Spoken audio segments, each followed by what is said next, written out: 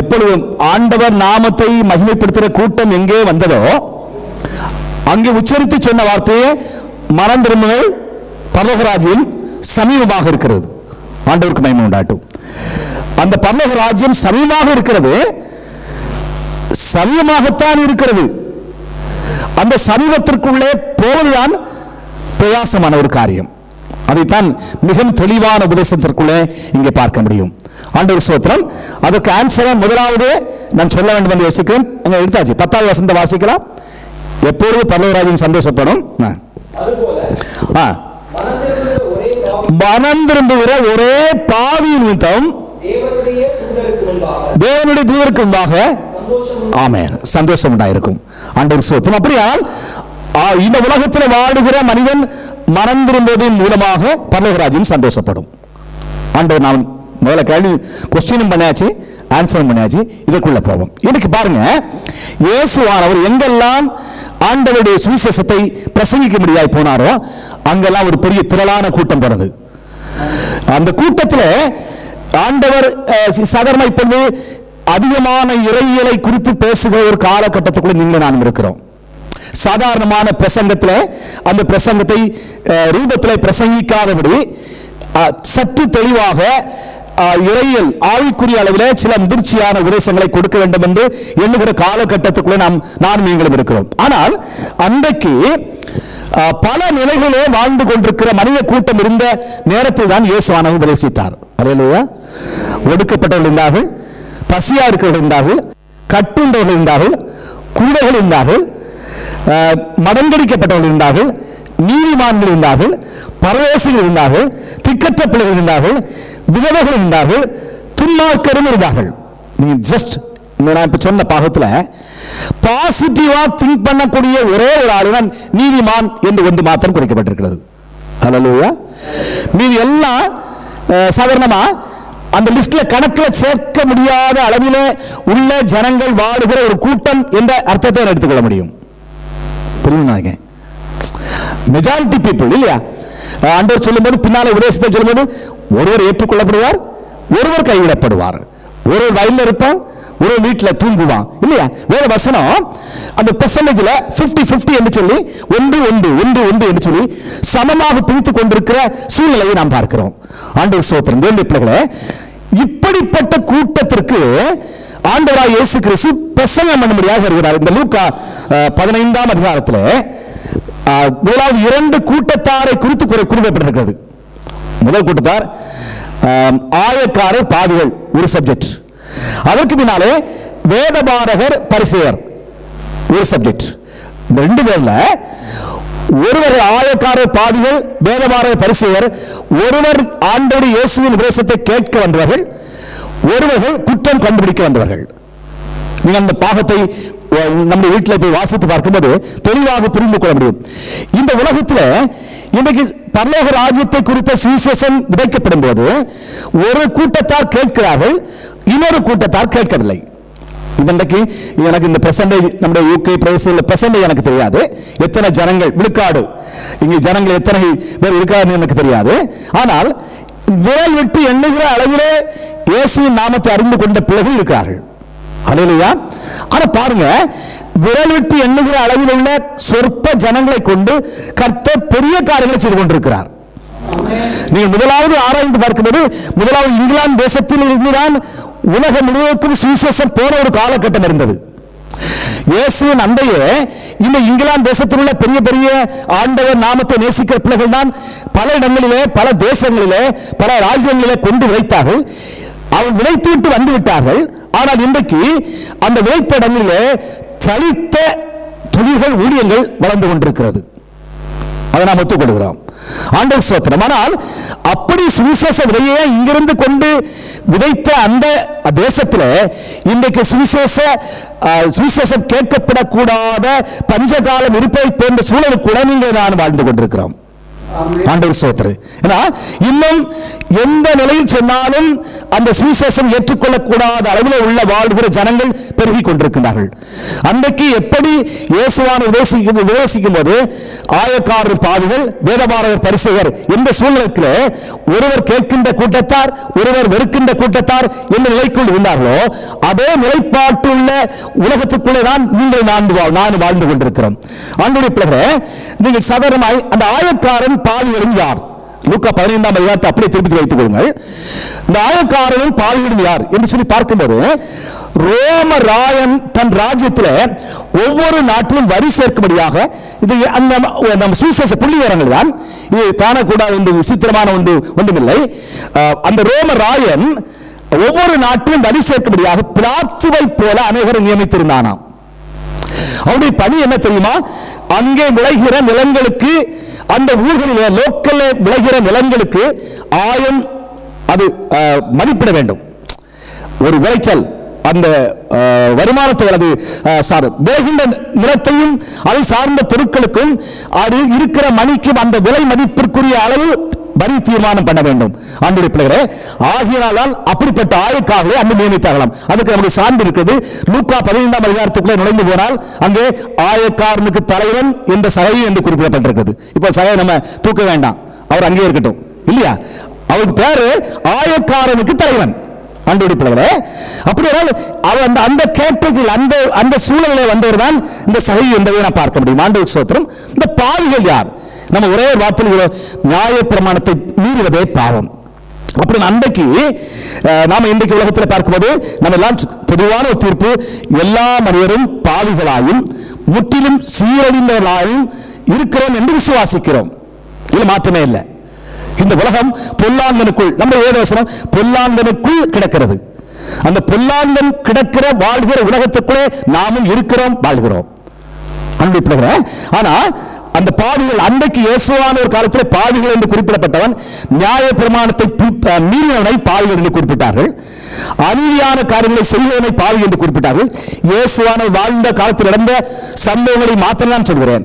நன்மை செய்ய அறிந்திருந்தும் செய்யாத மனிதனை குறித்தவனை பாவி என்று குறிப்பிட்டார்கள்.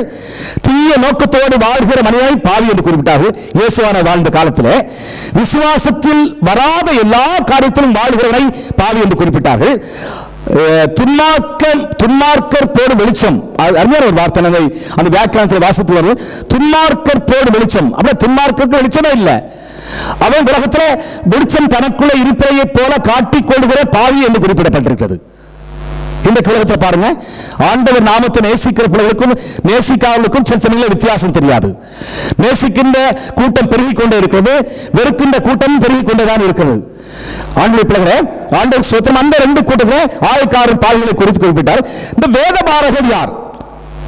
அவரை ஆயக்காரரும் பாவிகளும் ஆண்டவருடைய வார்த்தைகளை கேட்க வந்தவர்கள். வேதபாரகரும் பரிசேயரும் உருமுறுக்க வந்தவர்கள். வேதத்தில் முதலாவது அந்த பாகத்தில் தெளிவாக எழுதப்பட்டிருக்கிறது. லூக்கா 15ஆம் அதிகாரம் 2ஆம் வசனத்தில் வாசித்து பார்க்கும்போது வேதபாரகரும் பரிசேயரும் முறுமுறுக்க வந்தவர்கள் என்ற தெளிவை நான் பார்க்க முடியும். ஆண்டவருடைய பிள்ளைகளே, அந்த வேதபாரகர் யார் என்று சொன்னால் யூத மார்க்கத்திற்குள்ளே வைராக்கியம் உள்ள மனிதர்கள் இருந்தார்களாம். வைராக்கியம் என்றால் இது கிறிஸ்துக்கு முன் 175 முதல் 168 வரையில் வாழ்ந்த காலத்தில் வாழ்ந்த பரிசுத்தவான்கள் என்ற நிலைக்குள்ளே இருந்த வாழ்ந்த பிள்ளைகள். ஆனா அவங்களுக்கு எல்லாம் தெரியுமா? அது என்ன? அவர்களுக்கு அந்த யாருடைய ராஜ்யத்தில் காலத்தில் என்றால் கிமு 125 முதல் 168 வரை வாழ்ந்த எபிப்பெனோஸ் என்ற அரசன் ஆண்ட காலத்தில் யூத மார்க்கத்தை, அது கிரேக்க மார்க்கத்தையும் பழக்க வழக்கங்களை கொண்டு வர வேண்டும் என்று பிரயாசப்பட்டார்களாம். யூத மார்க்கத்தில் அந்த பழக்க வழக்கம் உலகத்திற்குள்ளே கொண்டு வர வேண்டும். பாருங்க, ஆய்வுல யூதர்கள் அதை ஏற்றுக்கொள்ளாத அநேக யூதர்கள் சித்திரவதை செய்யப்பட்டார்களாம். அநேக யூதர்கள் யாரெல்லாம் கொள்கையை ஏற்றுக்கொள்ளவில்லையோ அவர்கள் சித்திரவதை செய்யப்பட்டிருக்கின்றார்கள். இவர்களிலே பயபக்தி உள்ள பிள்ளைகளை என்ன பெயர் கொடுக்கிறாங்க? ஹசிதீன். எவ்வளவு சித்திரவதை பண்ணிய பின்னால் கூட நாங்கள் இப்படித்தான் இருப்போம் என்று சொன்ன மக்களுக்கு ஜனங்கள் கொடுத்த பேர் ஹசிதீன். அப்படின்னா அவங்க தெய்வ பக்தி உடையவர்கள் என்ற நிலைக்குள்ள இருந்தவர்கள். வேதபாரகர் என்ற சொல்லுக்கு அவங்க என்ன, அந்த வேதபாரகர் கையாண்ட பிரமாணம் என்ன, புற ஜாதியிலிருந்து தங்களை பிரித்துக் கொண்டார்கள். இரண்டாவது, பிரதேச வழக்கங்களை ஏற்க மாட்டார்கள், பிற ஜாதியோடு சம்பந்தம் கலவ மாட்டார்கள், யூத பிரமாணங்களை ஆசிரிப்பதை தவிர எதையும் செய்ய மாட்டார்கள். அப்படிப்பட்ட வைராக்கியமுள்ளவராய் வாழ்ந்த பிள்ளைகள், ஆண்டவர்கள் கர்த்தருடைய பிள்ளைகள் பரிசேயர். அதுக்கு நீங்க அந்த பரிசேயருக்கு நான் இப்படி சொல்ல, பிரிக்கப்பட்டவர்கள் என்று அர்த்தம். அகராதிலே பரிசேயர் என்றால் பிரிக்கப்பட்டவர்கள். அவங்க கொள்கையை எந்த விதத்திலும் வேறு எந்த கொள்கையும், நன்மையான கொள்கையும் தீமையான கொள்கையும் ஏற்றுக்கொள்ள மாட்டார்கள். ஆண்டவர் ஸ்தோத்திரம். தேவனுடைய பிள்ளைகளே, அப்படிப்பட்ட கூட்டம் முதலாவது பரிசேயர். அந்த வேதபாரகர் என்றால் சாதாரண பாபிலோன் காலத்தில் ஆட்சி செய்யும் போது அநேக ஞானிகள் இருந்தார்கள். இதெல்லாம் நமக்கு நம்முடைய வேதத்தை நீங்கள் நுழைந்து பார்க்கும்போது அவருடைய புள்ளிவரத்தை அறிந்து கொள்ள முடியும்.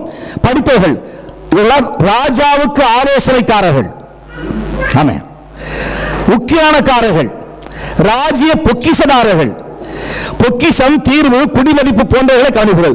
பழைய ஏற்பாட்டில் அவங்க பேர் என்ன தெரியுமா? யார் சொல்ல முடியும் பார்ப்போம்? நீங்க சொல்ல வேண்டாம், பாஸ்டர் சொல்ல வேண்டாம். பழைய ஏற்பாடிலே வேதபாரகருக்கு என்ன பெயர்?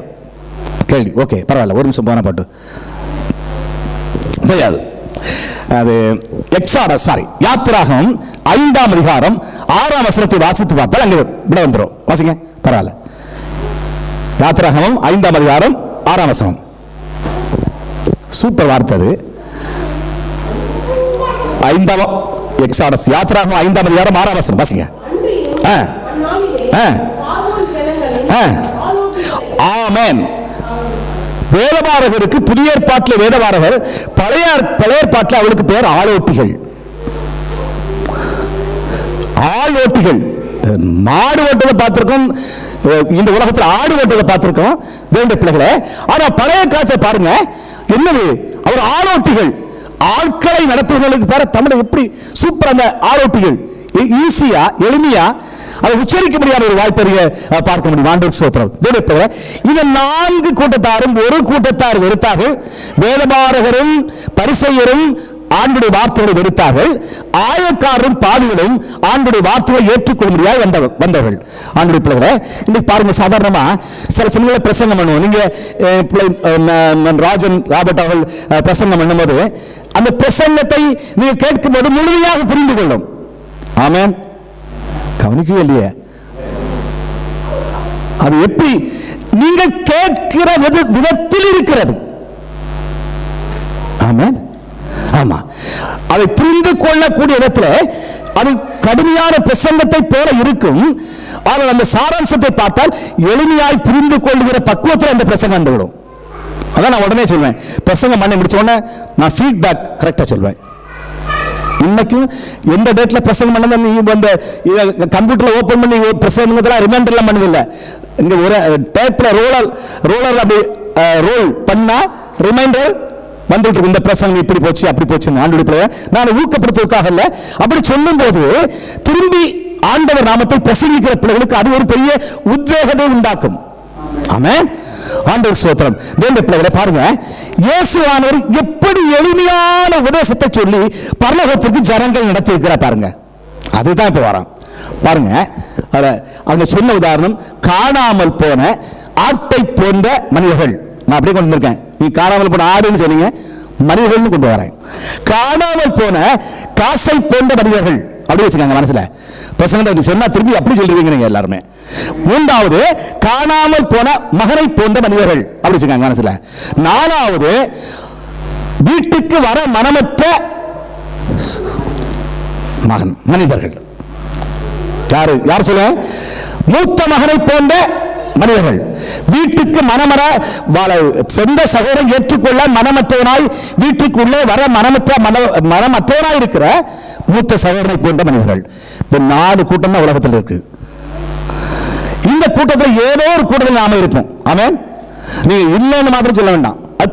போய் அது அப்ப நான் சொல்லுது போய் இல்லையா? நாம அப்படி நான் இல்ல, ஒரு கூட்டத்தில் இல்ல, நம்ம இப்ப டெஸ்ட் பண்ண போறோம். நம்ம ஆண்டவர் சோதரன் இந்த 4 கூட்டத்துல எந்த கூட்டத்தில் இருக்கோம், அப்படி யாரா அந்த பரலோகராஜ்யம் நம்முடைய வாழ்க்கையினாலே திருப்தி ஆகுமா, சந்தோஷப்படுமா? நாம டெஸ்டிங் டோஸுக்கு வேற இடத்துக்கு போக வேண்டாம். அல்லேலூயா. நாம டெஸ்ட் பண்ணி பார்க்க. முதலாவது பாருங்க, ஆண்டவர் ஸ்தோத்திரம். காணாமல் போன ஆட்டை போன்ற மனிதர்கள். இந்த ஆடு எப்படி காணாமல் போனது பார்த்தாங்க. சுய இச்சையினால் இழுக்கப்பட்டு மேய்ப்பன் குரலை தவிர்த்து விட்டு, மேய்ப்பன் பாதுகாவலை விட்டு, மேய்ப்பன் கரத்தை விட்டு போனது, காணாமல் போனது. சாதாரணமா நீங்க கிராமத்தில் வாழ்ந்த பிள்ளைகள் செம்மறியாடுனா என்னன்னு தெரியும், வெள்ளாடுனா என்னன்னு தெரியும். இப்போ எங்க பிள்ளை சங்கத்தை கேளுங்க, கரெக்டாக சொல்லுவாங்க. பெரிய பெரிய செம்மறியாடுகளும் வெள்ளாடுகளும் அந்த ராஜபாளையம் அவங்க ஏரியாலாம், பொதுவாக கன்னியாகுமரி மாவட்டத்தில் முக்கியமா அதற்கு முக்கியத்துவம் கொடுப்பார்கள். நீங்க வெள்ளாடையும் செம்மறியாடையும் தீண்டி கொண்டு போகிற சமயத்தில் இந்த வெள்ளாடு நிச்சயமா எதெல்லாம் கடிக்க முடியுமோ அதெல்லாம் கடிச்சு போயிடும். இன்றைக்கு அப்படி ஆமா, போற ரூட்ல அழிச்சுக்கிட்டு தான் போகும். நீங்க எப்படி புரிஞ்சுக்கிறேன். அல்லேலூயா. ஆமா, போற ரூட்ல அது கடிக்காத சாப்பிடாத ஒரு பொருள் இருக்காது, விஷத்தையும் சாப்பிடும். இன்றைக்கு உலகத்துல போற ரூட்டுன்னு அப்படி வச்சுக்காங்க. இந்த நீங்களும் நானும் வாழ்கிற உலகத்துல சிலர் சொல்லுவாங்க, எல்லாத்தையும் அனுபவிக்கத்தாயா ஆண்டவர் வச்சிருக்காரு இல்லையா? ஜஸ்ட் யோசிங்க, எல்லாத்தையும் அனுபவிக்க. நான் சாணாவை கூப்பிட ஸ்கூல்ல அந்த பக்கத்தில் போய் நிற்பேன். சில குழு வந்தா ஒரு சின்ன ஒரு மாட மாதிரி இருக்கால, ஒரு பெரிய டெரஸ் பில்டிங், அது பக்கத்தில் போய் நிற்பேன். அதுல அம்மாமாரு குடிக்கிற எந்த அம்மாமாருன்னு கேட்காங்க, சொல்ல முடியாது. புகைப்பானம் இருக்குது. ஒரு பெரிய நம்ம சாதாரணமா செங்கல் சூளையில் அடுப்புல நெருப்பு வச்ச உடனே வருங்களா, கொஞ்ச நேரம் நின்று பார்ப்ப முடியாது. ஒரு ஆளுக்கு இவ்வளவு நட்ட, ஒரு ஆளுக்கு இவ்வளவு நட்ட. அவனுடைய பிள்ளைகளை 6 அறிவு படைத்த 6 அடி உயர உள்ள மனுஷன் அற்றால் ஒரு ஜான் பாட்டிலுக்கு அடிமையா இருக்கிறான். அல்லேலூயா. ஆமா, ஒரு ஜான், ஒரு சுண்டு விரல் உள்ள ஒரு புகைப்பானத்திற்கு, சிகரெட்டுக்கு என்ன செய்யறான்? ஏன்னா அவன் சொல்றான், இதெல்லாம் அனுபவிக்கத்தான் ஆண்டவர் வைத்திருக்கார். வேண்டிய பிள்ளைகளை இதை அனுபவிக்கத்தான் வந்திருக்கிறார் என்றால், இயேசுவானவர் உங்களை என்னை தேடி வந்திருக்க வேண்டாம். நீங்களும் நானும் வேறு பிரிக்கப்பட்ட வாழ்க்கைக்காக வாழ வேண்டிய பிள்ளைகள். ஆமென். அதான சொல்லுவேன் எப்பொழுதும் இல்லையம்மா. ஆண்டவர் ஸ்தோத்திரம். இந்த செம்மறியாடு குனிந்தே தான் போகும். மேய்ப்பன் அருகாமலே வரவே சில கூப்பிட்ட உடனே வந்துடும். நீ கேட்பாங்க பேசாம இல்ல, வெள்ளாடு கண்டதெல்லாம் அப்படியே வச்சிருக்கேன், எழுதி வச்சிருக்க பாருங்க, உங்களுக்கு ஞாபகப்படுத்துக்க வேண்டி. மேய்ப்பன் குரலை கவனிக்காது, தூரமாய் போய்விடும், பின்தங்கி வரும், மற்ற மிருகங்களுக்கு இரையாகும். இதுக்கு சாட்சி இருக்கு வேதத்துல இல்லையா? ஆண்டவர் நாமத்தினால ஆபிரகாம் ஈசாக்கு பலி கொடுக்க போனாரு இல்ல, கண்டதெல்லாம் இஷ்டத்துக்கு போன ஆடு எங்கேயாவது சிக்கிக்கொள்ளும் என்பதற்கு நமக்கு வேதத்துல சான்று இருக்குது இல்லையா? பலிபடத்துல அவனை வச்சாச்சு. ஆண்டவர் சொன்னார், வெட்ட வேண்டாப்பா, உன் மகனை வெட்ட வேண்டாம், நீ போ, வீட்டை கூட்டிட்டு போன்னு சொல்லிட்டாரு. அவன் பக்கத்துல பார்க்கும்போது சிக்குண்ட ஆடு செடியில சிக்கி கிடந்தது. ஒருவேளை பலிபிடத்திற்காக அது ஆயத்தப்படுத்தப்பட்டிருந்தாலும் வேண்ட பிள்ளைகளே, அது சிக்குண்டாடுதான். இந்த உலகத்துல உங்களையும் என்னையும் எந்த நிலைக்குள்ளாவது சிக்கி தவித்து விடக் கூடாது என்றுதான் இயேசுவானவர் பேசினார். இந்த காணாமல் போன ஆடை தேடி எப்படியாவது கண்டுபிடித்துக் கொண்டு அவருடைய ராஜ்யத்திற்குள்ளே கொண்டு வர வேண்டும் என்று வந்திருக்கிறார். கொண்டு சேர்த்தணுமா ஆண்டவர் சொல்ற. இந்த உலகத்தில் அநேக காலத்துக்குள்ளே கட்டப்பட்டிருக்கின்றார்கள் இல்லையா? பாவ இச்சைக்குள்ளே, பாவ சந்தோஷத்திற்குள்ளே, பாவ மாம்சத்திற்குள்ளே, பாவ பிரமாணத்திற்குள்ளே, பாவ அடிமைத்தனத்திற்குள்ளே, தேவ மகிமையற்றன ஆவிக்குரிய ஜீவன் இல்லாதவர்களாய், பிசாசின் பிள்ளைகளாய், மனக்கண் கூடாக்கப்பட்டவர்களாக, வழி தப்பி போறவர்களாய் அநேகம் இந்த உலகத்தில் வாழ்ந்து கொண்டிருக்கிறார்கள். கர்த்தருடைய பிள்ளைகளே, அந்த கூட்டத்தில் வாழ்கிற மனக்கண்கள் கூடாக்கப்பட்டவர்களாய், ஆவிக்குரிய சத்தியம் தெரியாதவர்களாய் வாழ்கிற கூட்டத்திற்குள்ளே நாம் இருக்கிறோமா? அல்லாவிட்டால் ஆண்டவர் தேடி கண்டுபிடிக்கிற கூட்டத்துக்கு இருக்கிறோமா? அதை யோசிப்போம். ஆண்டவர் ஸ்தோத்திரம். அவர் கண்டுபிடிக்க பாருங்க, அவர் கண்டுபிடிக்கிற வேத்தை பார்க்கும்போது அதே ஒரு தட் இஸ் மிரக்கிள் இல்லையா? அந்த மேய்ப்பனை குறித்து சொல்லும்போது 99 ஆடுகளையும் வனாந்தரத்தில் விட்டுவிட்டு ஒரு ஆடை தேடி அவன் போனான் என்று எழுதப்பட்டிருக்கிறது. அப்படியானா கர்த்தருக்கு ஸ்தோத்திரம். ஒருவேளை பாருங்க, அந்த 99 ஆடுகளையும் ஜஸ்ட் இமேஜின் பண்ணி பாருங்க.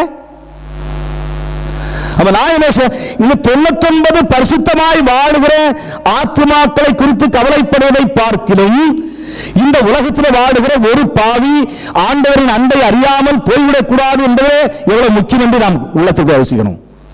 ஆமென். அதான் முக்கியம் இல்ல. ஒரு ஆத்துமா இல்ல. நமக்கு சில சமயங்களை பாருங்க, நம்ம வீட்டில் சில பேர் வேண்டாதனா இருக்கலாம், ஆகாதனா இருக்கலாம், பயனற்றவனாக இருக்கலாம் இல்லையா. சில பிள்ளை எப்ப உபத்திரக்காரனா இருக்கிறான்னு சொல்லுவாங்க. சில பிள்ளை அருமையான தமிழ் சொல்லுவாங்க, உதவா கரையா போயிட்டாயா. என்ன போயிட்டான்? நான் என்ன சொல்கிறேன், அந்த உதவா கரையா போன பிள்ளை தான் ஆண்டவருக்கு வேணும். ஆமென். ஆமா. நம்ம வீட்டில் அந்த பிள்ளை வேண்டாத பிள்ளை. ஆண்டவர் பார்வையில அவள் தேடி அந்த ஸ்திரீயோ அந்த சகோதரனோ தேடி கண்டுபிடிக்க வேண்டியவன் என்று மறக்கக்கூடாது. ஆமென். அதான் சொல்லுகிறேன். அவன் நம்ம பார்வையில நம்ம சில ரிப்போர்ட் சொல்ல பாருங்க, அவன் மோசம் அப்படிமோ இல்லையா. நீங்களும் சொல்ல மாட்டீங்க, நீங்க அப்படியெல்லாம் யாருமே பேச மாட்டீங்க. ஆமென். ஆமென் சொல்ல மாட்டீங்களா? அர்த்தம் மாட்டேது. நீ யாரையுமே குறை சொல்ல மாட்டீங்க. ஆமென். இந்த கர்த்தாவே நம்ம எல்லாரும் நான் சாரி மேலே சொல்லிட்டேன். 4 பேர் கூட்டத்தில் எங்கேயோ ஒரு கூட்டத்தில் நம்ம இருக்கோம். நம்ம யாரும் வெளியே தான் இருக்கோம்னு சொல்ல வேண்டாம்னு சொன்னேன். அதில் பயந்து சொல்லாமல் இருக்கீங்கன்னு சந்தேகம். அல்லேலூயா. நான் எளிமையான இயேசுவான இந்த எளிமையான உபதேசத்தை எப்படி எளிமையாக சொல்ல முடியுமோ எளிமையாய் கொண்டு அதை அந்த ஊசி போட முடியுமோ அதை சரியாக டெஸ்ட் பண்ணி, நீங்கள் உங்களுக்கு அலைஞ்சு வந்த வரலையோ ஊசி போடல, நான் போட்டு பேசாம போயிருவேன். அல்லேலூயா. ஆண்டவர் ஸ்தோத்திரம். அருமையான பிள்ளைகளே, கர்த்தருடைய நாமத்துக்கு பயப்படாட்டு பாருங்க. எது வேண்டாமோ அதை ஆண்டவர் வேண்டும்படியாக அதை ஆண்டவர் விரும்புகிறார் என்பதை ஒரு நாள் மறக்க கூடாது. நமக்குத்தான் வேண்டாம் இல்லையா. ஆனா நம்முடைய வாழ்க்கையில மற்றவர்களை குறித்து சொல்லும் போது நம்ம யோசிக்கணும். ஆண்டவர் சொல்றார், உனக்கு பிறன் யார்? உனக்கு பிற யாரு? அவர் கேட்டாரு. அப்ப நமக்கு ஒரு ஆளுமே பிறன் கிடையாதான் இல்லையா. நான் ஜஸ்ட் சொல்கிறேன், நீ யாரும் அர்த்தமா நினைக்க வேண்டாம். நம்முடைய குழந்தைகளுக்கு நம்ம கிறிஸ்துமஸ் ட்ரெஸ் எல்லாம் எடுப்போம் இல்லையா. நாம மற்றவர்களுக்கு ஈவு பண்ண வேண்டும் என்று யோசிப்போம். குறையாக யாரும் யோசிக்க வேண்டாம், தயவு செய்து மன்னித்துக் கொள்ளுங்கள். ஆனா நம்முடைய பிள்ளைகளுக்கு போல உயர்ந்த ஒரு வஸ்திரத்தை எடுக்க வேண்டும் என்ற மனப்பக்குவம் எப்போது வந்துவிட்டதோ அப்போது நீங்க பாஸ் ஆயிட்டீங்க. அல்லேலூயா. ஆமென். ஆமா. நீங்க எதை செய்கிறீர்களோ, எந்த ஆசீர்வாதத்தை மற்றவர்களுக்கு கொடுப்பீர்களோ அது கண்ணியமானதாக இருக்கட்டும். ஏன்னா ஆண்டவர் அதைத்தான் விரும்புகிறார். ஆகாது என்று நாம் எதை தள்ளுகிறோமோ அந்த ஒரு மனுஷன், அந்த ஒரு கல் கர்த்தருடைய சமூகத்தில் முக்கியமானது. ஆண்டவர் ஸ்தோத்திரம். தேவனுடைய பிள்ளைகளை பாருங்க, அந்த 99 ஆடுகளையும் வனாந்திரத்தில் விட்டு அந்த ஒரு ஆடை தேடி கண்டுபிடித்து அவருடைய நோக்கணத்தையுமா எப்படியாவது மந்திர கொண்டு சேர்த்தரணும். அல்லேலூயா. தேவனுடைய பிள்ளைகளே, நீங்கள் நானும் இந்த வார்த்தைகளை கேட்கும்போது எங்கே இருக்கிறோம் என்று யோசிப்போம். நான் மந்தைக்கு உள்ள நான் கண்டுபிடிக்கிற அளவில் இருக்கிறேனா, அளவு கண்டுபிடிக்க முடியாமல் வலையிலே சிக்கி கூண்டிலே இன்னொருத்தை சிக்கி என்னை வெட்டப்படும்படியான அளவில் இருக்கிறேனா? அதான் யோசிக்கணும். ரெண்டு தான் யோசிக்க வேண்டியது. ஆண்டவரே, உம்முடைய பார்வைக்குள்ளே கண்டுபிடிக்கப்பட வேண்டியதாக இருக்கிறேனா, அல்லாவிட்டால் ஈசாக்குக்கு வெட்டப்பட்ட ஆடை போல நான் ஆண்டவரை வெட்டப்படுவதற்குரிய நிலையே இருக்கிறேன் என்று சொல்லி நம்ம யோசித்து விட்டா பரலோகராஜ்யம் சந்தோஷம் செஞ்சிடும். கொண்டாட்டேரில ஆண்டவர் ஸ்தோத்திரம். பாருங்க, இயேசுவான் சொன்ன உபதேசம் அந்த மகிமையை பாருங்க. இரண்டாவது, காணாமல் போன காசை போன்ற மனிதர்கள். இவன சாதாரணமாய் காசு நம்முடைய கையில் இருக்கிறது இல்லையா. காசு பணப்பையில் இருக்கிறது, காசு பாதுகாவலில் இருக்கிறது, காசு பத்திரமாய் இருக்கிறது, காசு பயன்பட இருக்கிறது. மனசுல வச்சுக்கோங்க, மறக்க வேண்டாம். பல மாதமாய் இருக்கிறது. எப்படியா காணாம போச்சு? அல்லேலூயா. நம்ம இடத்துல நம்ம வீட்டுல நம்ம பாக்கெட்ல இருக்க காசு எப்படி காணாமல் போனது இல்லையா. நாம அந்த காசு சும்மா நிர்விசாரமா வச்சுக்கலையா. பணப்பையில் இருக்கிறது, பாதுகாவல் இருக்கு, பத்திரமா இருக்கிறது, பயன்பட இருக்கிறது, பல மாதமா இருக்கிறது. ஆனா எப்படி காணாமல் போச்சு? அதான் கொஸ்டின். ஆண்டவர் ஸ்தோத்திரம். தேவனுடைய பிள்ளைகளே, அந்த காசை மாத்திரம் மேல பிடிச்சுக்கிடுவோம். அந்த காசு எப்படி காணாமல் போனது? அவருடைய நிர்விசாரம். யோசிக்கங்க. இரண்டாவது, அவனுடைய கவனமின்மை. மூன்றாவது, அவனுடைய கவலையின்மை. ஆமென். நாலாவது, கருத்தில்லாமை. இருக்கா இல்லையா? இல்லையா? இந்தியாவில் அது பெரிய சோக்கம் உண்டு. இங்கிலாந்து அது உண்டு, எனக்கு தெரியாது. தயவுசெய்து எனக்கு நீங்க அந்த நீங்க டவுன் பஸ்ல ஏறினீங்கன்னா உங்க பாய்ட்ட பத்திரமா பிடிச்சுக்கிடணும் இந்தியாவில். ஆமென். கஷ்டமா இருக்கா? சொல்ல சந்தேகமா இருக்கா? உங்க பாக்கெட் பெருசா நீங்க டப்பா வச்சிருந்தாலும் விட்டுக்குவான். இரும்பு துண்டை பெருசா சதுரமா தெரிஞ்சுனா நீங்க கீழே இறங்கிறதுக்கு இரும்பு துண்டை காணாது. அதை கொண்டு ஒன்றும் செய்ய முடியாது, தூரம் தான் போகணும். ஆனா அவங்க பாக்கெட்டு கீழே இறங்கி பாக்கெட் சூப்பரா இருக்கும் கிழிஞ்சி. உலகத்துல இன்னைக்கு நடக்கிற ஒரு காரியம் ரெண்டு பிள்ளைகள ஆண்டவர் ஸ்தோத்திரம். ஆனா இன்னைக்கு உலகத்துல பாருங்க, இன்னைக்கு ஆண்டவர் சமூகத்துல இன்னைக்கு உலகத்துல ஆண்டவர் இந்த காசை கொடுத்திருப்பதை போல ஆண்டவர் உங்களுக்கு எனக்கும் விலையேறப்பட்ட ஆத்மாவை கொடுத்திருக்கிறார். அல்லேலூயா. அத ஒரு நாளும் தொலைச்சிடக்கூடாது. ஆமா, நீங்க கவனமா இருக்கீங்களோ இல்லையோ? இல்லையா? ஆண்டவர் ஸ்தோத்திரம். அப்போ அந்த காசை தொலைச்சிட்டா அந்த விலையேறப்பட்ட ஆத்மா, ஏன்னா ஆத்மா இல்ல சரீரம் மண்ணுக்கும் ஆத்மா தன்னை தந்த தேவனத்திற்கும் போக வேண்டும். தேரி இல்லையா? ரெண்டு வழிகளை போகும்போது அந்த பக்கமே வெளிப்பக்கமே நான் போகல இல்லையா? ஆத்மா சரீரம் மண்ணுக்கும் ஆவி தன்னை தந்த தேவனத்திற்கு போகணும். ஏன்னா அவர் கனவு கேட்பாரு, ஆண்டவர் திரும்பி உன்னிடத்திற்கு ஒப்பித்த ஆத்மாவை திரும்பி கேட்பாராம். அவனுடைய பிள்ளைகளை கர்த்தர் ஸ்தோத்திரம் பாருங்க. ஆனால் அவள் அந்த காசு தொலைந்து போனவனை என்ன செய்தால்? அது முக்கியமான ஒரு காரியம். அதுக்கு ஒரு பெரிய ஆழமான அவசியம் இருக்குது. அது மேல சொன்னா விளக்கை கொளுத்தினாள். இன்றைக்கு உலகத்திற்குள்ள ஆண்டவர் நாமத்தை நேசிக்கிற பிள்ளைகள் சரியான ரூபத்தை ஓடிக்கொண்டிருக்கும் போது ஆண்டவர் அந்த நமக்கு தந்திருக்கிற விலையேறப்பட்ட ஆத்மாவை குறித்து கவலை உள்ளவர்களாக நாம் இருக்கும்போது, அக்கறை உள்ளவர்களாக இருக்கும்போது கட்டாயமாய் அந்த ஆத்மாவை நாம் காத்துக்கொள்ள முடியும். அல்லாவிட்டால் பாருங்க, அவள் விளக்கை கொளுத்தினார். இன்றைக்கு ஆண்டவர் நீ எந்த கொஸ்டினுக்கு ஆன்சர் பண்ணணுமோ நம்ம வீட்டில் அந்த விளக்குக்குள்ள இருக்கு. ஆமென். என்ன விளக்கு? சிம்னி விளக்குன்னு சொன்னாலும் இப்படி மேல பார்த்த மாதிரி இருக்கு. நம்ம வீட்டில் என்ன விளக்கு வந்திருக்காரு?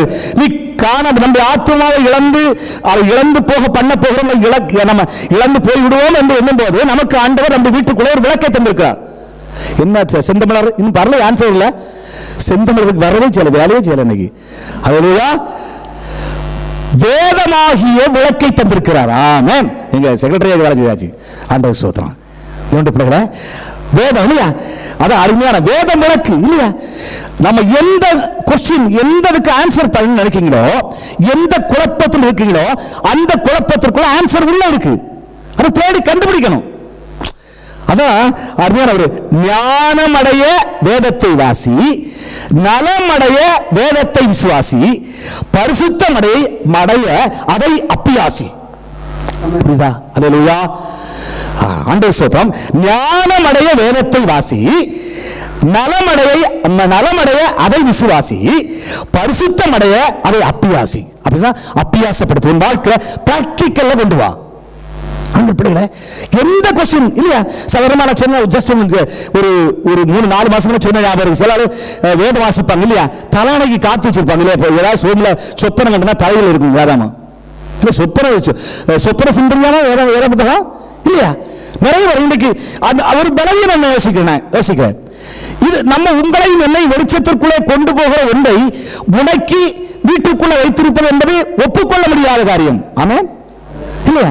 வேதம் தினசரி சில வீட்டில் நம்ம ஊழியக்காரராக இருக்கும்போது வீடு சந்திக்க போகிற சமயத்தில் புதுசா 10 வேதாகமா அப்படி இருக்கும். ஒரு நாளும் கூட பாதி திறந்திருக்க மாட்டான். பொறுமையா சொல்லுவான், ஐயா இது என் பிள்ளை பாருங்க சண்டே ஸ்கூல்ல பிரைஸ் வாங்கிட்டு நான் சொன்ன சும்மா கொஞ்ச நேரம் கேட்பேன் பொறுமையாட்டு. சண்டை போடுவது பாணி வேற இல்லையா? அப்படி எல்லாம் பொறுமையா இந்த வேதம் இருக்க என்னைக்காவது வேதத்தை இந்த பிள்ளை திறந்தாதான் கேட்பேன். செத்தான் அதோடி. அல்லேலூயா. என்னை திறந்தது பரிசு வாங்கிட்டு வந்து வீட்டுல வச்சு அந்த அல்மாரில வச்சுதான் இல்லையா? அதுக்கு பின்னால் திறக்கிறதுக்குரிய வாய்ப்பை அந்த பிள்ளையும் கொள்ளல, அந்த பிள்ளையும் அந்த திறக்க வரல. அவங்க சில அந்த பெற்றோரும் திறப்பதற்குரிய அனுமதி கொடுப்பாரு. இன்னும் சாதாரணமா சில பிள்ளை மறைச்சு, நீங்களாம் அப்படி வாசிக்கணும், நம்ம பிள்ளைலாம் யோபெல்லாம் அப்படி வாசிக்க மாட்டோம் இல்லையா? மறைச்சு வச்சு மேல புஸ்தகம் வச்சிருப்பாங்க. சில இந்தியாவில் சில பிள்ளை கீழே கதை புஸ்தகம் வச்சிருக்கும். அம்மா பார்க்க நேரத்தில் புஸ்தகம், அம்மா பார்க்க நேரத்தில் கல்கண்டு. பிராக்டிக்கலா இதை பார்த்தேன்னு அதை சொல்லுகிறேன். இல்லையா? ஆண்டவருடைய பிள்ளை. ஆனா நான் ஜஸ்ட் என்ன வச்சிருக்கேன்னா, இப்படி வைத்திருக்கிற அந்த குழந்தை அந்த புத்தகத்திற்கு கீழே ஒரு புதிய ஏற்பாட்டை வைத்திருந்தால் எப்படி இருக்கும்? ஆமென். இல்லையா? பாருங்க, ஒரு புதிய ஏற்பாட்டை வாசிக்கிற அளவிற்கு ஒரு ஆவல் வந்து விட்டா எப்படி இருக்கு பாருங்க. அந்த பிள்ளை வெளிச்சமாயிரு இல்லையா? அதுக்கு நமக்கு சாகாம இருக்கிறாங்க இல்லையா? விக்டோரியா மகாராஜ் சொன்ன ஒரு சாட்சி இருக்கு இல்லையா? உங்களுடைய நாட்டில் உள்ள முன்னேற்றம் என்னன்னு கேட்டாங்களா? சொன்னாங்களா அப்படின்னாங்களா? அல்லேலூயா. ஆன்சரை பண்ணாம வேத புத்தகம் என்று ஒரு ஆன்சர் பண்ணிட்டாங்க. இன்றைக்கும் அந்த ஆசீர்வாதம் தான் இங்கிலாந்தை பாதுகாத்துக் கொண்டிருக்கிறது. ஆமென். அன்புடைய பிள்ளைகளே, அதனால நீங்க ஆத்மாவை துளைக்க போகிறோம் என்று சொல்லி கவலைப்பட்டு வேதமாகிய வெளிச்சத்தை திறக்காமல் இருந்து விட்டா நரகத்திற்கு கொண்டு போய் சாத்துருவாங்க நம்மள. அது தெளிவா இருக்கணும் நம்ம இல்லையா? ஆண்டவர் சொல்றது, ஏன்னா வேதத்தை வாசிக்கும் போது அது நம்மை நடத்தும், அது நம்மை போஷிக்கும், அது நம்மை மகிழ்ச்சியாக்கும், அது நம்மை நித்தியத்திற்கு நடத்துமாம். ஆமென். அதான் ஒரு சாதாரண ஒரு பழமொழி உண்டு பார்த்தாங்க. வேத புத்தகம் கடந்த காலத்தை காட்டும் பூத கண்ணாடி. பூத கண்ணாடி என்ன, நீங்க பூதம் யாராவது மைக்ரோஸ்கோப்னு அர்த்தம். அல்லேலூயா.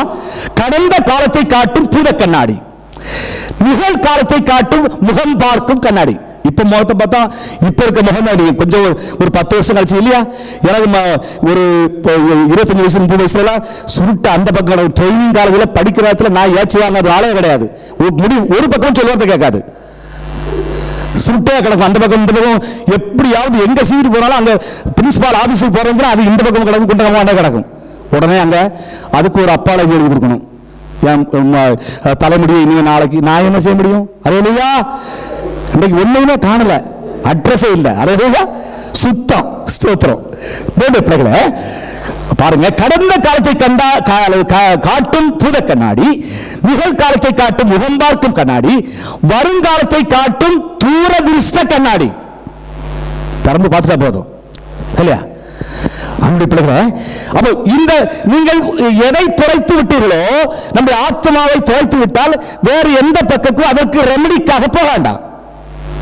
நான் சொன்ன உனக்கு ஞாபகம் இருக்கும், ஒரு அம்மா எப்பவும் வேத வாசிப்பாங்க, இப்படி திறந்து வாசிப்பாங்களாம். இப்படி கை வச்சுட்டு இப்படி கையை வச்சு இப்போ ஒரு விரல வச்சு அது ஒரு பாணி சலால் இருக்கு பார்த்தாங்க. அந்த சோக்கடி யாராவது மாத்திக்கங்க.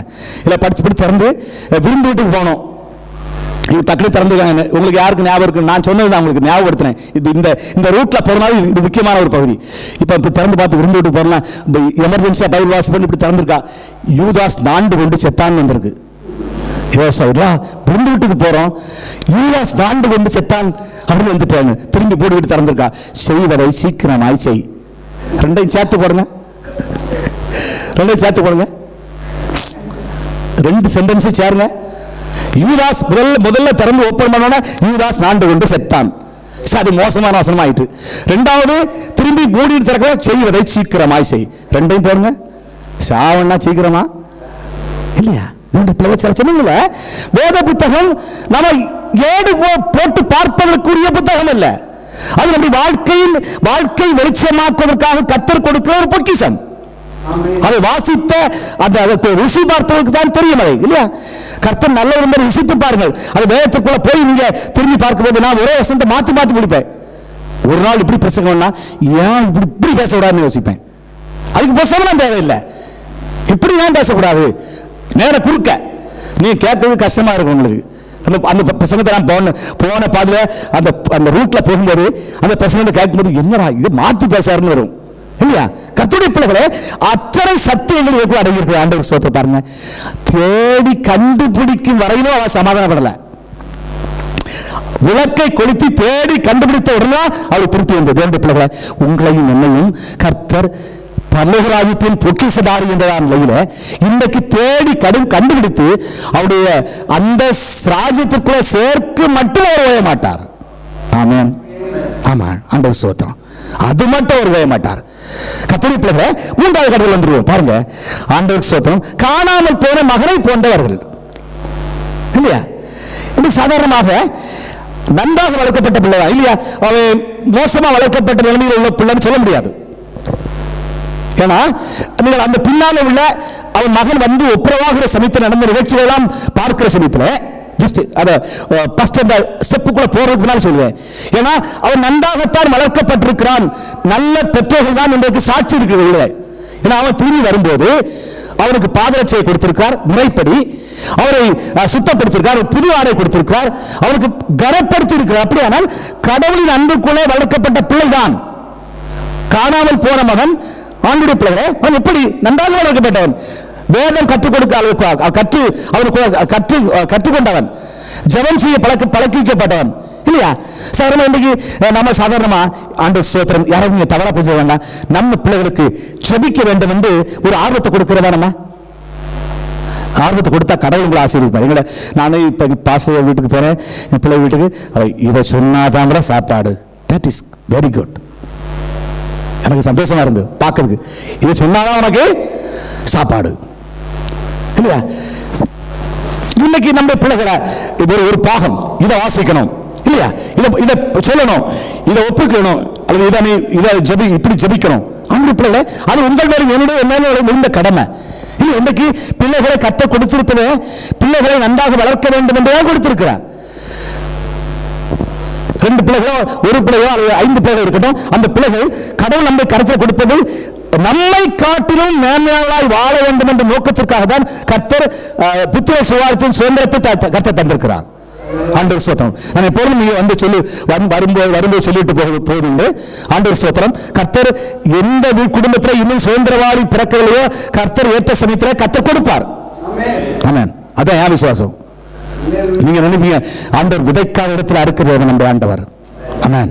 நீங்க எதை முடியாது என்று யோசிக்கிற உள்ளத்திற்குள்ள அதை தேவன் செய்வார். ஆமென். நீங்க சரியிலே ஒத்துக்கொள்ளவில்லை, ஆண்டவர் ஒத்துக்கொள்ள வைப்பார். அதான் நம்ம ஆண்டவர். எப்ப இருந்தாலும் இந்த இடத்துல வந்து இந்த வார்த்தையுடைய கடந்து போகும்போது எனக்குள்ள இருக்கிற ஒரு அசைவதை தான் ஆண்டவர் ஏற்ற சமயத்தில் செய்ய போகிறார் என்றுதான் நான் சொல்கிறேன். கர்த்தருடைய பிள்ளைகளே, நீங்களும் நானும் உத்தரவாதம் உள்ளவர்கள். ஆண்டவர் ஸ்தோத்திரம். பாருங்க, அவன் எப்படி வஞ்சிக்கப்பட்டான். தூரதேசம் அவன் வஞ்சித்தது, நயமான வார்த்தைகள் அவரை வஞ்சித்தது, கெட்ட நண்பர்கள் அவரை வஞ்சித்தார்கள், பொல்லாத பழக்க வழக்கங்கள் அவனை வஞ்சித்தது, பொல்லாத சிந்தனை அவனை வஞ்சித்தது, பொல்லாத உறவு அவனை வஞ்சித்தது, பொல்லாத ஆலோசனை அவனை வஞ்சித்தது, கடைசியா பொல்லாத சூழ்நிலை அவனை வஞ்சித்தது. இந்த உலகத்துல இதே பொல்லாங்கனுக்குள்ளே கிடக்கிற உலகத்திற்குள்ளே நம்முடைய கரங்களிலே ஆண்டவருடைய பிள்ளைகளை கொடுத்திருக்கும் போது உலகத்தில் வஞ்சிக்க விடாமல் பாதுகாக்க வேண்டிய பொறுப்பு நம்மை சார்ந்தது. ஆமென். என்ன சொல்லுவோம், 5 வயதுல விளையாது 50 இல்லையா? நீங்க யாரும் வருத்தப்பட வேண்டாம், நீங்க வருத்தப்பட வேண்டாம். சில குழந்தைகள் நீங்க அப்படி பக்ஸி பிள்ளை விளையாட விடுவீங்களா? நான் அனுமதிச்சதே கிடையாது. ஆமென். ஆராதனை வேளையில ஒரு குழந்தை ஒரு பக்கமும் அசையக்கூடாது, ஓடக்கூடாது.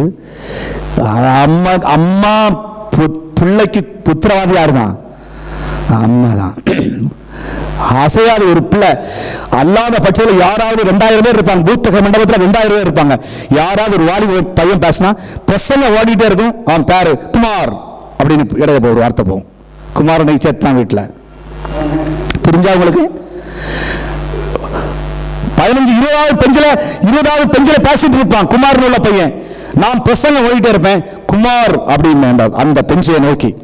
குமாருக்கு வீட்டில் செமெண்ட் கிடைக்கும். திரும்பி ஒரு நாளும் குமார் கோயிலில் பேச மாட்டான்.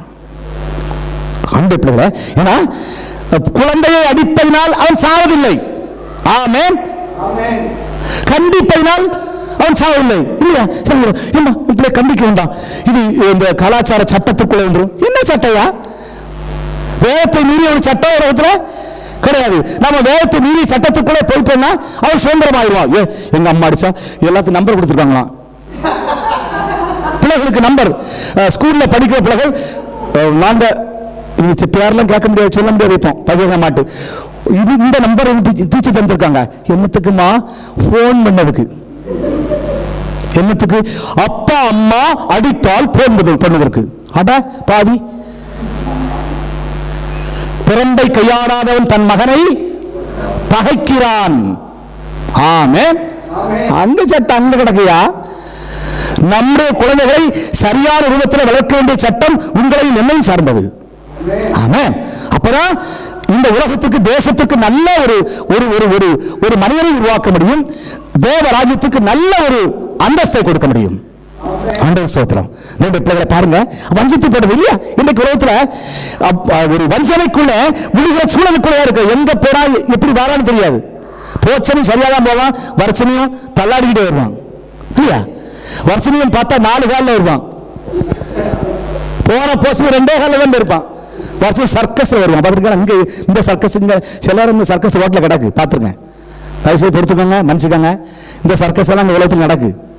ரோடு ஃபுல்லா போறான் தாவி. இந்த ரூட்ல தான் போலாம்னு இருக்கு. குறுக்க எல்லாரும் இந்த பக்கம் 4 ரூட்ல போற பஸ்ஸும் அப்படியே நிற்கு. மாப்பிள்ள சௌரியமா போறாரு.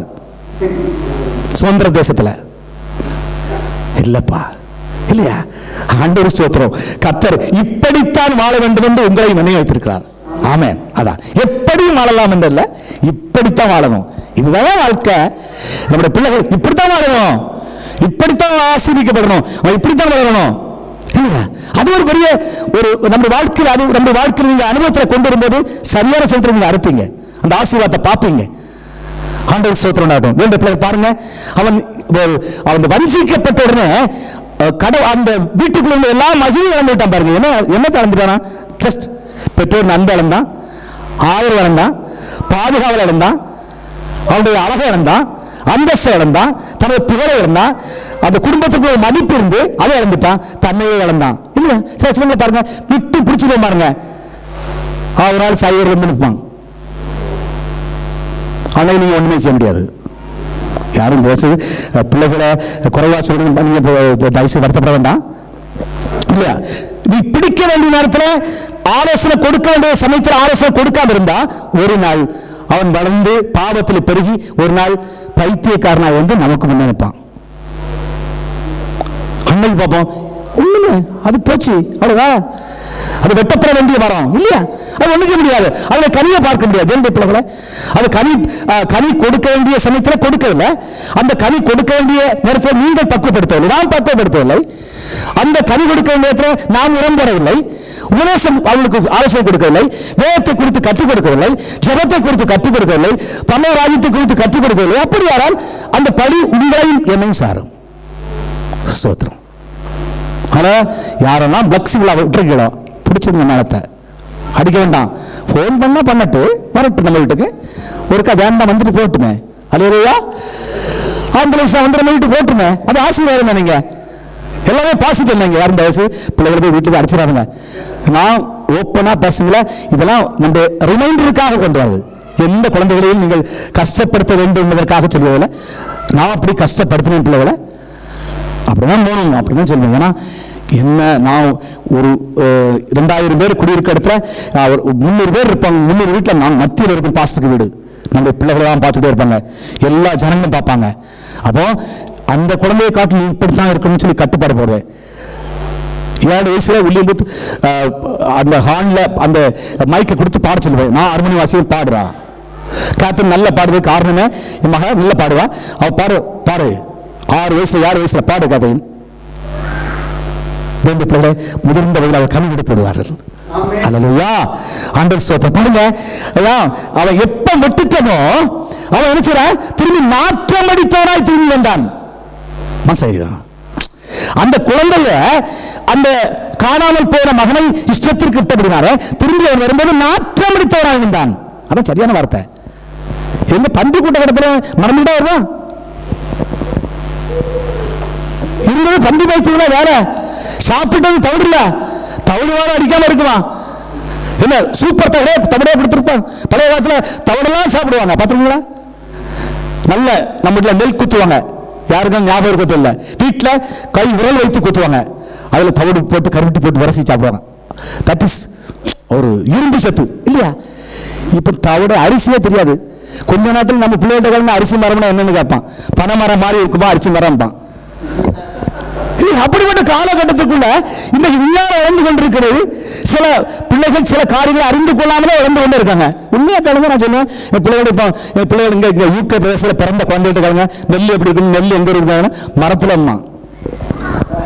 ஏன்னா அவன் பார்க்கல, அவனுக்கு மரம் தான் தெரியும். எல்லாம் மரம், மாங்காய் மரத்துல காய்க்கி, தேங்காயும் மரத்துல தான் காய்க்கு, எல்லாமே மரத்துல காய்க்கு. இப்ப அரிசி வேற இடத்துல காய்க்கணும், வேற இடத்துல காய்க்கு இல்லையா? ஆண்டவர் சொல்றேன், அருமையான பிள்ளைகளை, நீங்களும் நானும் அதுக்கு உத்தரவாதிகளா இருக்கணும் இல்லையா?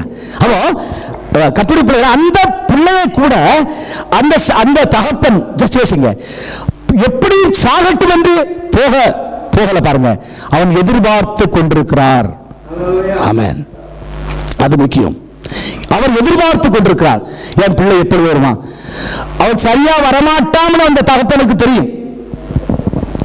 அவன் எல்லாவற்றையும் அழித்து விட்டு தான் வருவான் என்று அவர் தகப்பனுக்கு தெரியும். பண்டி மேய்க்க போவான்னு மாத்திரம் தெரியாது. இல்ல சின்ன ஒரு பழமொழி சொல்லுமா, குப்பையில கிடந்தாலும் குன்னிமுத்து மங்காது அப்படிமோ. குன்னிமுத்து என்ன தெரியுமா? நான் சொல்லிட்டு நான் பேசாம போயிட்டோம்னா இல்லையா? குன்னிமுத்துல சாதாரண ஒரு தாவரத்தில் காய்க்கிற கருப்பு சோப்பு கலந்த ஒரு அருமையான முத்து மாதிரி இருக்கும், வேலையில பறந்து கிடக்கும். அதுக்கு எத்தனை வருஷம் குப்பையில கிடக்கட்டு, நீங்க எடுத்து தொடச்சோன்னு மண்ணு போயிடும்.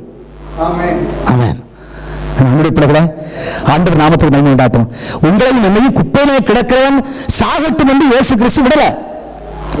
அவன் அழிந்து போனான், பண்டி மேய்த்தான். எல்லாம் பண்டி மேய்த்த தகவல் தகப்பனுக்கு வராம இருந்திருக்குமா? நாம இமேஜின் பண்ணுவோம். இப்படி எல்லாம் எல்லா சொத்துக்களும் அழித்து விட்டு அந்த தகவல் தகப்பனுக்கு வராம இருந்திருக்குமா? ஆனா அப்படி இருந்த பின்னால் கூட அந்த ஆத்மாவை குறித்து, அந்த மகனை குறித்து அவர் ஆனந்தம் உள்ளவராய் எப்போது வருவார் என்று எதிர்பார்த்து கொண்டிருக்கிற ஒரு தகப்பன் இருப்பாரானால், நம்ம ஏசப்பா எவ்வளவு பெரியவர். ஆமென். ஆமா, அந்த தகப்பனை காட்டில் இந்த உலகத்தில் இருக்கிற தகப்பனுக்கு அவ்வளவு ஆனந்தம், என் பிள்ளை மனம் திரும்பி வர வேண்டும் என்று காத்திருக்கும்போது நம்ம ஏசப்பா அவருடைய மந்தைக்குள்ள வரணும் எவ்வளவு ஆசையா இருப்பாரு இல்லையா? ஆண்டவர் சோதனை பாருங்க, அந்த சகோதரி அந்த வீட்டுக்குள்ள ஏற்றுக்கொள்ள வரையிலும் அவர் உள்ளத்திற்கு திருப்தி ஏற்படவில்லை. அன்பு பிள்ளைகளை, உங்களையும் என்னையும் குழந்தைகளையும் பிள்ளைகளையும் தேடி கண்டுபிடிக்க மட்டும் இயேசுவானவருக்கு திருப்தி வராது. அதை சொல்றோம். அவருடைய பரலோக ராஜ்யம் சந்தோஷப்படாது. அதை நம்ம உள்ளத்துக்குள்ள கொண்டு வருவோம். ஆண்டவர் சோதனை அதான் பாருங்க. ஏன்னா அவன் என்ன செய்யறானா, இருந்து சிந்தித்து எழுதி புறப்பட்டான். அவன் எப்படி வந்தானா, சிந்திக்க ஆரம்பித்தான். கொஞ்சம் சிந்திருப்பான் இல்லையா? இப்ப சாதாரணமா அவன் நீங்க 15 லூக்கா 15 வாசிக்கும் போது 7 வாசிக்கும் போது ஒரு வசனமே வாசிச்சு இல்லை, வேற வாசிச்சோம்னா நேரம் ஒரு மணி ஒரு சின்ன உள்ளத்துக்கு ஒரு ஆதங்கம் இருந்து இல்லையா? அவன் புத்தி தெளிந்த போது என்று எழுதப்பட்டிருக்குது. நான் கிறுக்கனா? அவன் புத்தி தெளிந்த போது எழுந்து வீட்டுக்கு புறப்பட்டான். சோத்திரம். அப்போ உலகத்தில் இந்த உலகத்தின் மயக்கத்திற்குள்ளே வாழுகிறவன் புத்தியுள்ளவனாய் இருக்கிறான் என்று ஒத்துக்கொள்ள முடியாது. உலகத்தின் ஊடே கிடக்கிறவன், உலகத்தின் பந்தத்திற்குள்ளே கிடக்கிறவன், உலகத்தை எண்ணிக்கொண்டிருக்கிறவன், ஆண்டவருக்குள்ளே வராதவன், அவன் நன்மையான இதுக்குள்ளே நான் இருக்கிறான் என்று ஒத்துக்கொள்ள முடியாது. அதான் அந்த சத்தியம் பாருங்க. அவன் புத்தி தெளிந்த போது எழுந்து புறப்பட்டான். ஏன்னா அவன் இந்த என்ன நிலைமையில விழுந்தவன் அவனை யோசிக்க ஆரம்பித்தான் இல்லையா? அவன் என்ன யோசிப்பான் நினைக்க? தன் நிலையை பற்றி சிந்திச்சிருப்பான் இல்லையா?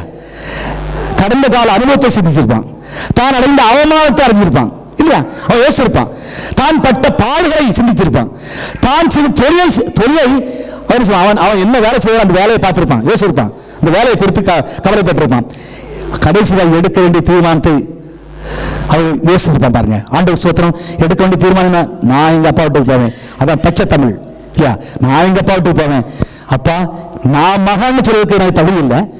உங்க வீட்டில் ஒரு வேலைக்காரனாய் வையும். என்று பிள்ளைய, நீ வேலைக்காரனாய் நீ ஏற்றுக்கொள்ள கூடாதராய் ஆண்டவர் சொல்லுங்கள், விரும்பப்படத்தக்க அல்லது தக்கிற அளவிலே வாழ்கிற வாழ்க்கை இல்லாதவனாய் போனாலும் அவர் நம்மை நேசிக்கிற ஆண்டவர், நம்முடைய ஆண்டவர். ஆமென். அதான் உங்க விருப்பத்தை அவர் பார்க்கவில்லை, அப்பா அம்மா விருப்பத்தை ஆண்டவர் பார்க்கவில்லை. அவருடைய விருப்பம் வேற, நம்ம விருப்பம் வேற. நாம செய்கிற செயல்பாடு வேற, அவருடைய செயல்பாடு வேற.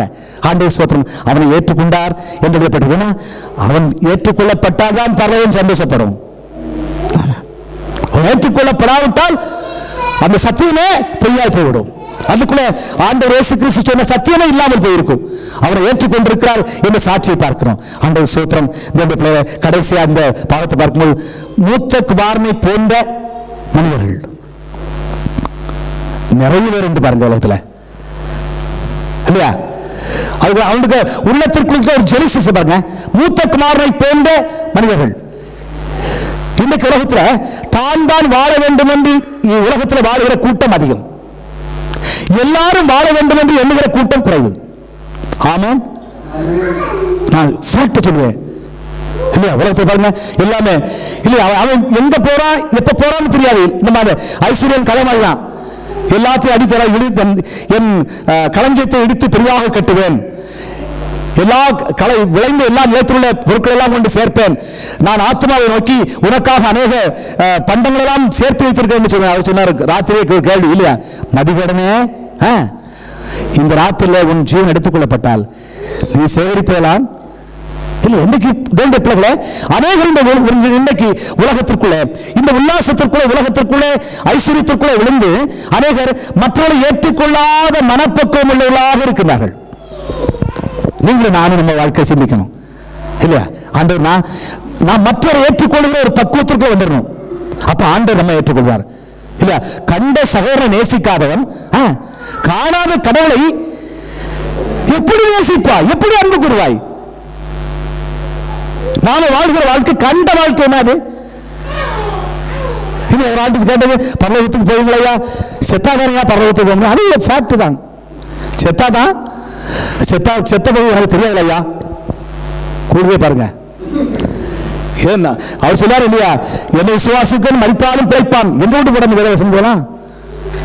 நம்ம விசுவாசிக்கிறது இல்லையா, மரித்தாலும் நான் பிழைப்பேன், மரித்தும் பேசுகிறேன், அதான் சத்தியம். மரித்தாலும் நான் வாழ்வேன். நம்ம ஆண்டவர் சொல்லுவதுதான் நீ நித்திய காலமான வாழ்க்கை.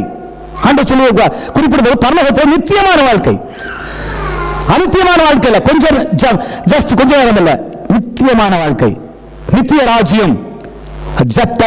அருமையான தலைப்பு இல்லையா, நித்திய ராஜ்யம் இல்ல, அது நித்தியமான வாழ்க்கை.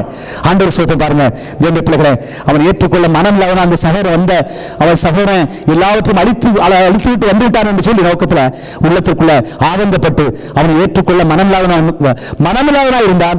அவங்க அப்பா அன்போடு அவனை வாழ்ந்து கூப்பிட்டான். ஆனா பைபிள் சொல்லப்பட வந்தான வரலன்னு நமக்கு சொல்லப்படவில்லை. ஆண்டவர் ஸ்தோத்திரம். இப்படிப்பட்ட கூட்டமும் உலகத்திற்குள் இருக்கிறது. என் அருமையான தேவனுடைய பிள்ளைகளே, ஆண்டவர் இந்த உலகத்தில் எந்த கூட்டத்தையும் தள்ளுகிறவர் அல்ல. நம்முடைய ஆண்டவர் எந்த நிலையில் நாம் வாழ்ந்தாலும் நம்மை வெறுக்காத நேசர் நம்முடைய ஆண்டவர். அல்லேலூயா. அந்த பழைய பாட்டு நான் தான் இங்க மியூசிஷியன் ஆண்டனிக்கு ஆண்டவர் ஸ்தோத்திரம் வந்த உடனே நீங்க பழைய காலத்தை மறந்துருப்பீங்க. இந்த பாட்டை என் கூட தெரிஞ்சறிங்க பாடு. எந்த நிலைமையில வாழ்ந்தாரும் ஆண்டவரே என் நிமித்தமா பரலோகராஜ்யம் சந்தோஷப்படணும். அல்லேலூயா.